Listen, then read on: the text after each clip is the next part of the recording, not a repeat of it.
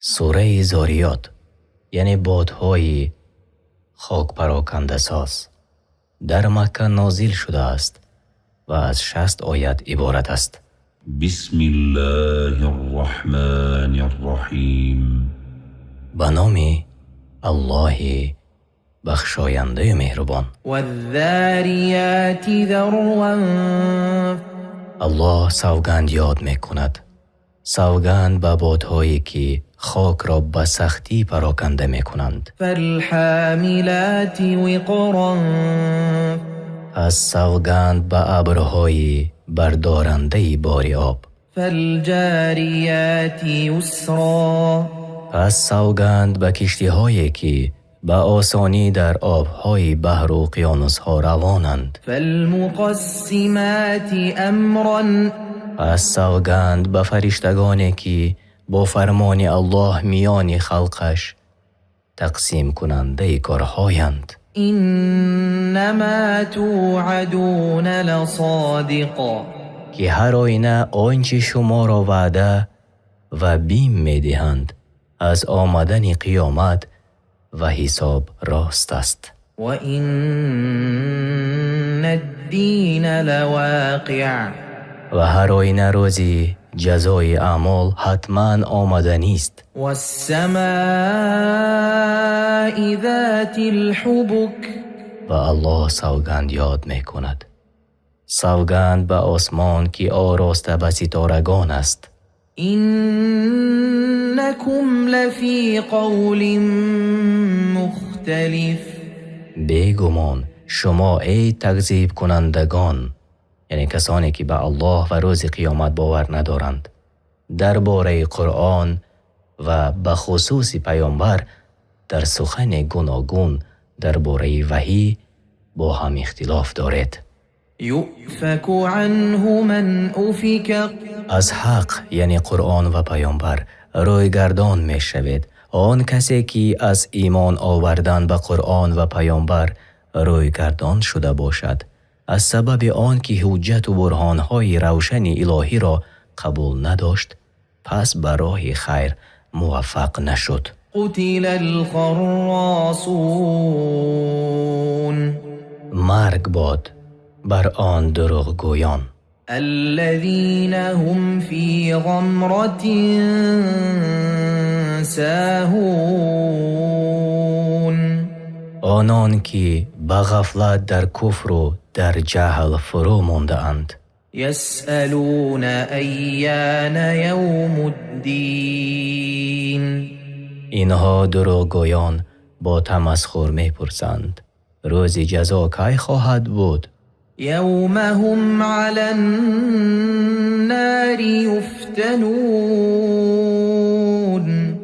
روز جزا روزی است که بر آتش عذابشان می‌کنند. ذوقوا فتنتكم هذا الذي كنتم به تستعجلون. و برایشان گفته می شود عذاب خود را بچشید، این است آن چیزی که در دنیا به شتاب می طلبیدید.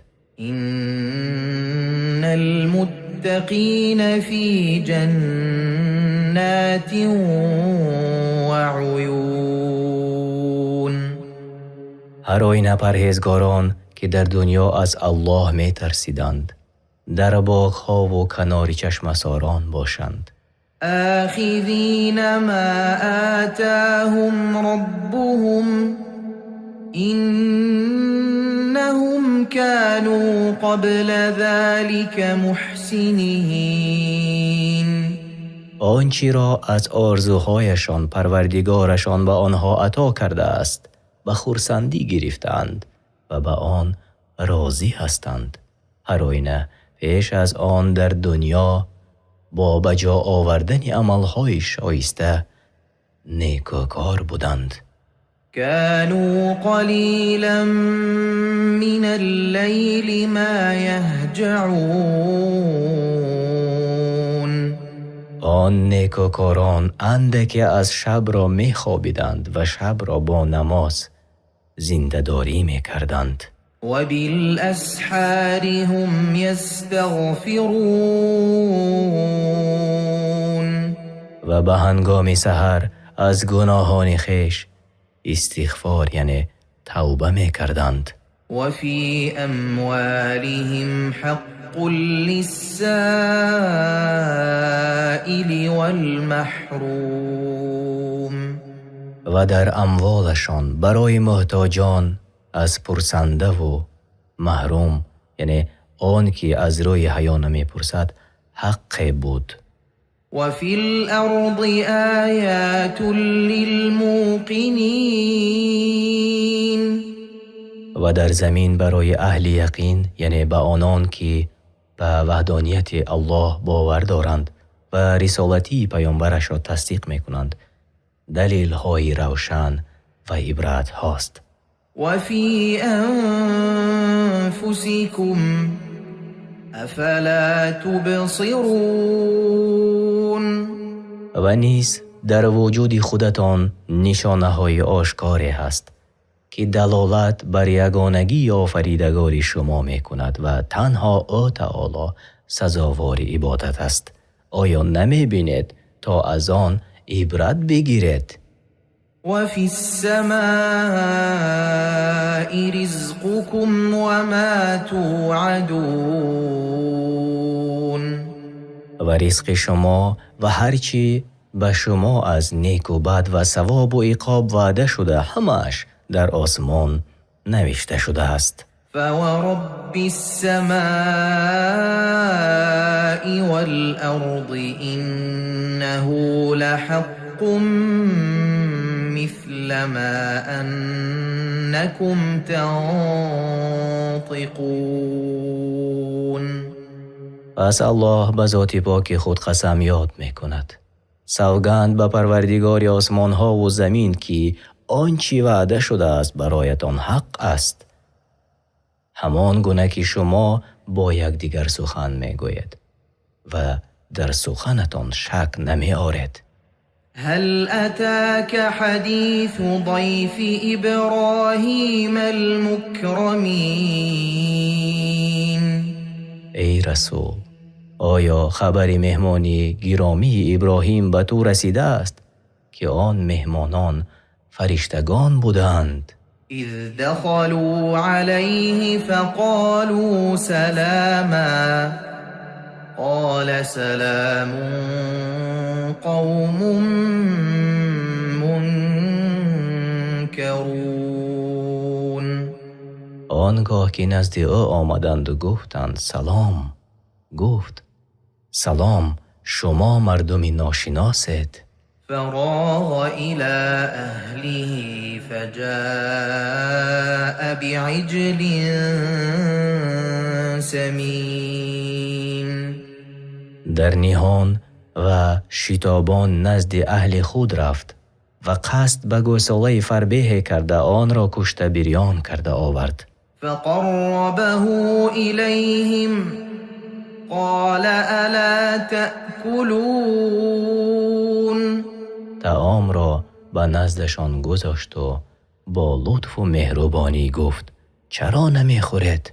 فأوجس منهم خيفة قالوا لا تخف وبشروه بغلام عليم آن هنگام که دید که نمیخورند پس در دلش از آنها ترس یافت. گفتند یعنی برایش مترس، ما پیامبران الله هستیم و او را به پسر دانا بشارت دادند که همسر او ساره برایش تولد می کند و چون به حد مردی می رسد آنگاه بسیار دانا و آگاه از علم الهی می شود و او اسحاق علیه السلام است. فأقبلت امرأته في صرة فصكت وجهها وقالت عجوز عقيم پس چون زنش بشارت ملائکه ها را شنید فریاد زنان یعنی از تعجب آمد و بر چهرهش زد و گفت چی گونه تولد میکنم حال آن که من پیرزنی نازا هستم. قالوا كذلك قال ربك إنه هو الحكيم العليم. ملائکه ها برایش گفتند پروردگاری تو همچنین فرموده است آنچه به تو خبر داده ایم و او تعالی بر هر چی قادر است، پس در قدرت او تعجب نیست و هر آینه او حکیم است، همه اشیا را به حکمت خود در جایش میگذارد و به شایستگی بندگانش داناست. قال فما خطبكم أيها المرسلون. ابراهیم به ملائکه ها گفت ای رسولان به چی کار آمده اید؟ قالوا إنا أرسلنا إلى قوم مجرمين. گفتند ما هر آینه به سوی مردم تباهکار فرستاده شده ایم، یعنی قوم لوط. لنرسل عليهم حجارة من طين. تا پاره های سنگ های گیلی بر سرشان بباریم، هلاکشان سازیم. مسومة عند ربك للمسرفين. که بر آن سنگ ها از جانب پروردگارت برای از حد گذشتگان، یعنی در گناه، نشانه گذاشته شده است. فأخرجنا من كان فيها من المؤمنين. پس همه کسانی را که در آنجا ایمان آورده بودند از دیار قوم لوط بیرون آوردیم. فما وجدنا فيها غير بيت من المسلمين. و در آن شهر جز یک خانه دیگری از فرمان برداران نیافتیم و آن خانه لوط علیه السلام بود مگر همسرش که او از هلاک یافتگان بود. وتركنا فيها آية للذين يخافون العذاب الأليم. و در آن سرزمین برای کسانی که از عذاب دردآور می‌ترسند نشانی که دلالت بر هلاک کفار است باقی گذاشتیم. وفي موسى إذ أرسلناه إلى فرعون بسلطان مبين. و در قصه موسی برای کسانی که از عذاب دردناک می‌ترسند نشانه قرار دادیم آنگاه که او را با دلیل‌های آشکار، یعنی با معجزه‌های روشن، نزد فرعون فرستادیم. فتولى بركنه وقال ساحر أو مجنون. و فرعون به همه نیرویش روی گرداند و گفت این موسی جادوگر است یا دیوانه. فأخذناه وجنوده فنبذناهم في اليم وهو مليم. پس فرعون و لشکرهایش را فرو گرفتیم و به بحر انداختیم و او به سبب کفر و انکار حق سزاوار ملامت بود. وفي عاد إذ أرسلنا عليهم الريح العقيم. و نیز برای اندیشه کنندگان عبرت است در هلاک شدن قوم عاد چون باد عقیم را بر آنها فرستادیم، یعنی بادی است که در آن خیر و برکت نیست، در کجایی که وزد آنجا را به ویرانی میبرد. ما تذر من شيء أتت عليه إلا جعلته كالرميم. به هر چیزی که میوزید آن را باقی نمیگذاشت مگر که آن را چون استخوانی پوسیده میگرداند. وفي ثمود إذ قيل لهم تمتعوا حتى حين. و نیز پند و عبرت است در هلاک شدن قوم ثمود، چون به آنها گفته شد زمان چند تا به آخر رسیدن عمرتان بهره برید. فعتوا عن امر ربهم فاخذتهم الصاعقه وهم ينظرون.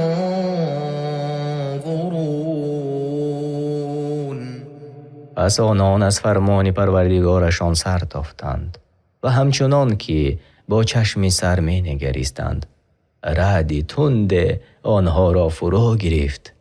فما استطاعوا من قيام وما كانوا منتصرين. پس نتوان گریختن و نتوانی به پا ایستادن داشتند و نه انتقام گیرنده بودند تا خود را کمک کنند. وقوم نوح من قبل إنهم كانوا قوما فاسقين. و پیش از آنها گروه قوم نوح را هلاک ساخته بودیم، زیرا آنها قوم فاسق بودند، یعنی قومی که مخالف امر الله تعالی و از طاعت او تعالی بیرون بودند. والسماء بنيناها بأيد وإنا لموسعون. و اما آسمان را با قوت و قدرت عظیم بنا کردیم و آن را سقف برای زمین قرار دادیم و حقا که ما بر پهناوری کنارهای آن تواناییم. والأرض فرشناها فنعم الماهدون. و زمین را پهن کرده ایم و برای زندگی مردمان آماده ساخته ایم، پس چی آماده کنندگانی خوبی هستیم. و من كل شيء خلقنا زوجين لعلكم تذكرون. و از هر چیز یعنی موجودات جفت بیافریدیم باشد که از قدرت الهی عبرت گیرید. ففروا الى الله اینی لکم منه نذیر مبین. پس پیامبر گوید ای مردم از عذاب الله به سوی رحمت الله به وسیله ایمان آوردن به الله و رسولش و به پیروی نمودن و عمل کردن به فرمانش بگریزید. هر آینه من شما را از جانب او بیم دهنده آشکارم. تفسیر طبری یعنی هر وقتی که به پیامبر صلی الله علیه و سلم مشکل دوچار می شد زود به نماز می ایستادند. این است مراد از گریختن به سوی الله. ولا تجعلوا مع الله إلها آخر إني لكم منه نذير مبين. و با الله یکتا معبود دیگری را نپرستید. هر آینه من شما را از جانب او بیم دهنده آشکارم. كذلك ما أتى الذين من قبلهم من رسول إلا قالوا ساحر أو مجنون. همین گونه که قریشی ها پیامبرشان محمد صلی الله علیه و سلم را دروغ میبرند، هیچ پیامبری به سوی مردمانی پیش از آنها نیامد مگر این که گفتند او جادوگر یا دیوانه است. اتواصوا به بل هم قوم طاغون. آیا به گذشتگان و آیندگان دروغ برآوردن پیامبران را با یکدیگر وصیت کرده بودند؟ نه، بلکه آنها مردمی سرکشی بودند که دلها و عملهایشان در کفر ورزیدن و سرکشی کردن مانند یکدیگر است. پس آیندگانشان چنین گفتند چنان که گذشتگانشان گفتند. فتول عنهم فما أنت بملوم. پس ای رسول از مشرکان روی بگردان تا فرمان الله در حق آنها به تو نازل گردد. کسی تو را ملامت نخواهد کرد، زیرا آنچه را که بر عهده تو بود به آخر رسانیده ای. وذكر فإن الذكرى تنفع المؤمنين. و پند ده، براستی که پند دادن به مؤمنان فایده می بخشد. وما خلقت الجن والإنس إلا ليعبدون. و جین و آدمی را نیافریدم مگر برای هدف بزرگ تنها مرا عبادت کنند، نه غیر مرا. ما أريد منهم من رزق وما أريد أن يطعمون. از آنها رزق نمیخواهم و نمیخواهم که مرا طعام دهند. یعنی الله تعالی خود احتیاج به خلق ندارد، بلکه آنها یعنی خلق همه به او احتیاجمندند. او آفریدگار و روزی دهنده آنهاست و از آنها بی‌نیاز است. إن الله هو الرزاق ذو القوة المتين. هر آینه الله برای بندگانش روزی دهنده است و اوست صاحب تمام نیروی سختی استوار. فإن للذين ظلموا ذنوبا مثل ذنوب أصحابهم فلا يستعجلون. پس هر آینه برای کسانی که ستم کردند از عذاب نصیب است مانند نصیبه که یارانشان داشتند. پس نباید که به شتاب از من عذاب طلب کنند، بیگمان آن آمده نیست. فويل للذين كفروا من يومهم الذي يوعدون. وای یعنی و هلاکی بود بر آنان که کفر ورزیدند به الله و رسولش از آن روز که آنها به فرود آمدن عذاب وعده داده می شوند و آن روز روز قیامت است. قرآن کریم و ترجمه معنای آن در روش تفسیر میسر به زبان تاجیکی. اگر ترجمان و یا ما در کجای به خطا راه داده باشیم طلب دعا میکنیم که الله تعالی ما را بیامرزد.